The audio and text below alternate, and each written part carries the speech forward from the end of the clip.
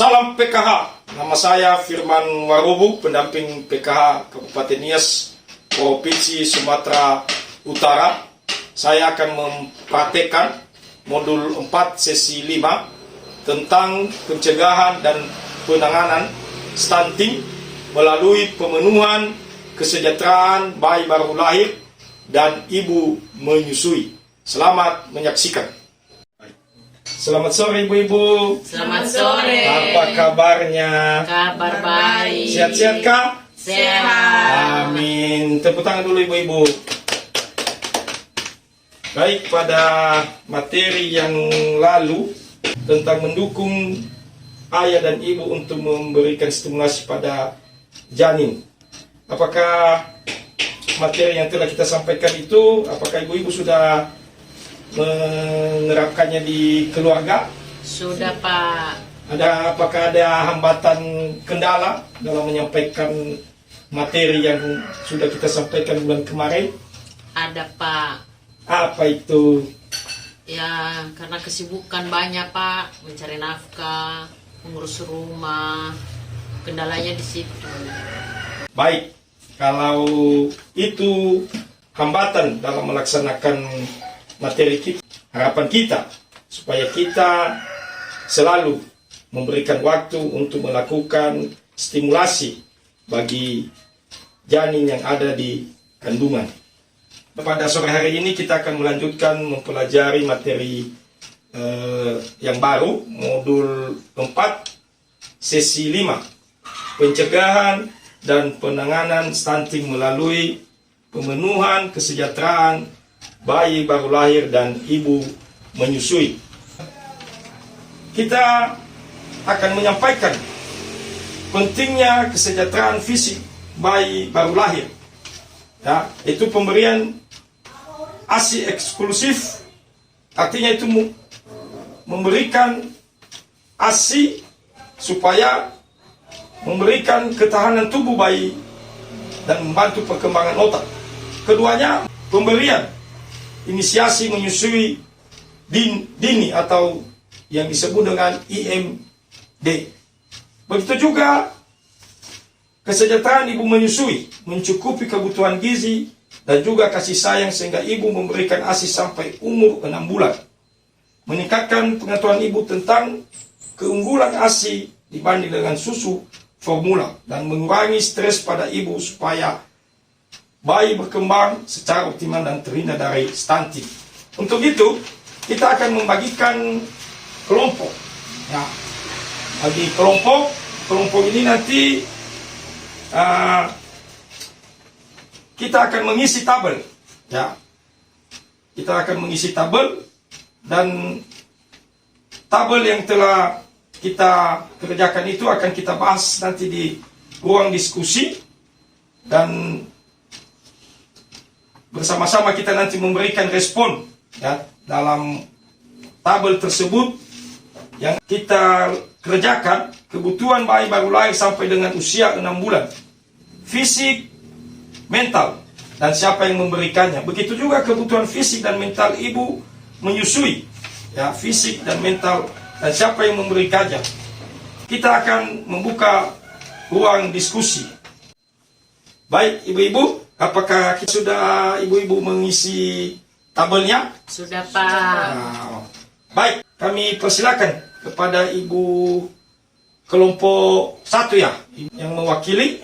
Jadi kami persilakan kepada ibu Ruth untuk menyampaikan apa yang sudah ditulis di dalam tabel tersebut. Tabel kebutuhan bayi baru lahir sampai dengan usia 6 bulan.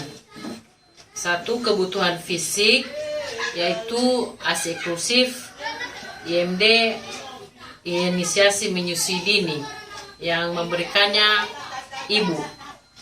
Kebutuhan mental, yaitu kasih sayang, yang memberikannya ibu, suami, dan keluarga. Oke, baik. Terima kasih kepada Ibu Ruth. Tepuk tangan dulu. Oke. Dan begitu juga tentang kebutuhan fisik mental ibu menyusui. Bagaimana dengan kelompok yang ibu menyusui? Sudah siap. Sudah siap. bisa disampaikan sehingga bersama-sama nanti kita mendengarkan hasil dari yang telah dikerjakan oleh kelompok ibu menyusui. Baik, kami akan membacakan di sini tabel yang telah kami isi dari kelompok 2. Itu tabel kebutuhan fisik dan mental ibu menyusui. Fisik yaitu gizi, yang memberikannya suami menyediakan kebutuhan gizi. Mental kasih sayang, yang memberikannya yaitu suami serta anggota keluarga membantu ibu hamil memasak makanan dan mencuci. Baik, terima kasih. Tepuk tangan dulu. Jadi apa yang disampaikan kedua kelompok yang telah ditulis dalam tabel itu adalah merupakan kesejahteraan fisik bayi baru lahir dan begitu juga kesejahteraan ibu menyusui. Baik, setelah kita melaksanakan ruang diskusi dan saya akan menyimpulkan tentang kesejahteraan bayi baru lahir yang harus dipenuhi orang tua adalah IMD, inisiasi menyusui dini, dan pemberian ASI eksklusif atau yang namanya kebutuhan fisik dan kasih sayang atau mental. Tepuk tangan. Baik ibu-ibu, kita lanjutkan pembahasan kita tentang hambatan dan solusi dalam mendukung kesejahteraan bayi baru lahir dan ibu menyusui. Jadi di sini kita akan membuat tabel dan kita akan mengisi tabel tersebut dan kita buat ruang diskusi sehingga nanti kita akan membahas bersama yang mana hambatan dan apa solusinya. Seperti ibu kurang gizi, ibu stres, ibu lelah, dan apa solusi-solusi yang kita lakukan di situ adalah ya, pemenuhan gizi kepada ibu hamil, pemberian ASI kepada bayi, ya, suami mendukung dan bekerja sama membantu ibu. Anggota keluarga juga harus mendukung ibu menyusui dan membantu mengerjakan pekerjaan rumah yang biasa dikerjakan oleh ibu yang menyusui. Untuk itu ibu, biar lebih jelas nanti kita akan mengisi tabel yang telah kita sediakan tadi, sehingga nanti kita akan membahas bersama-sama nanti di ruang diskusi. Baik ibu-ibu, kami berikan kesempatan kepada ibu kelompok 1 yang dipimpin oleh ibu Tika.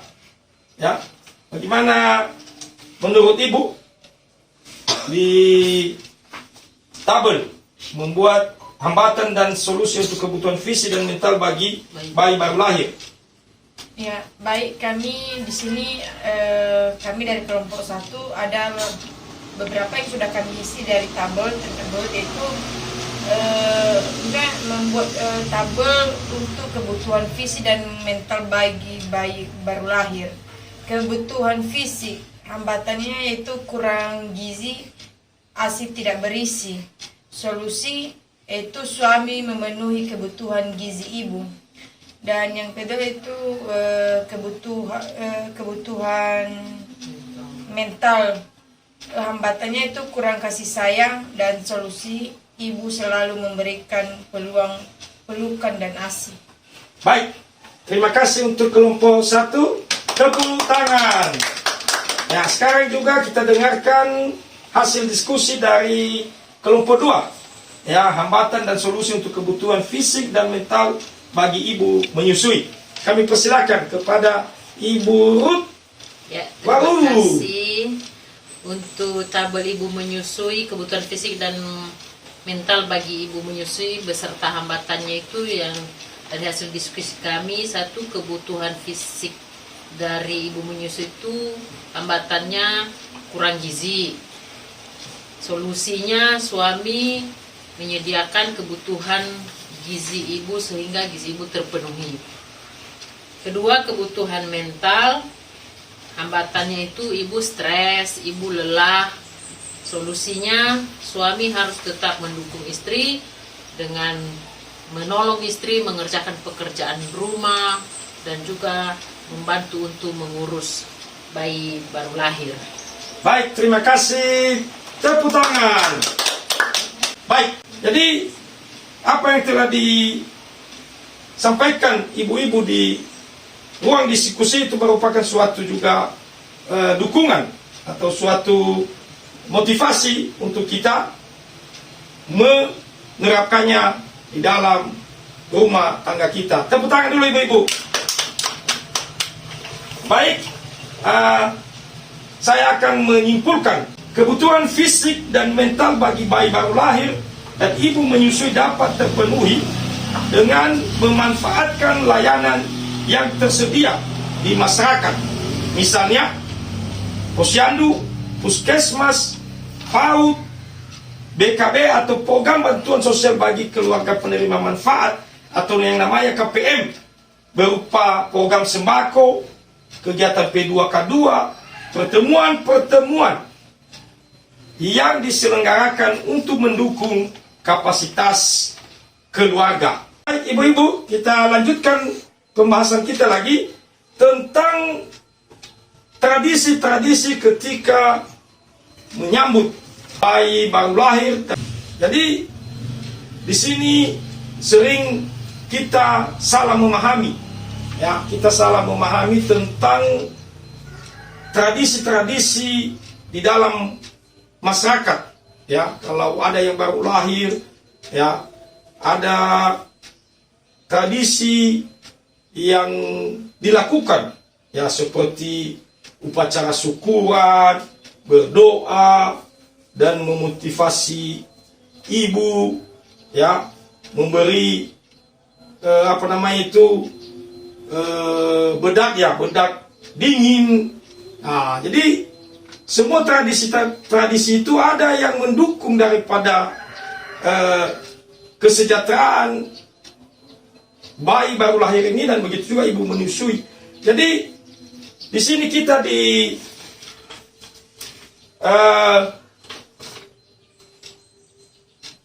disampaikan bahwa tradisi-tradisi tersebut boleh kita mengikutinya, dan ada juga yang tidak boleh kita ikuti. Kenapa?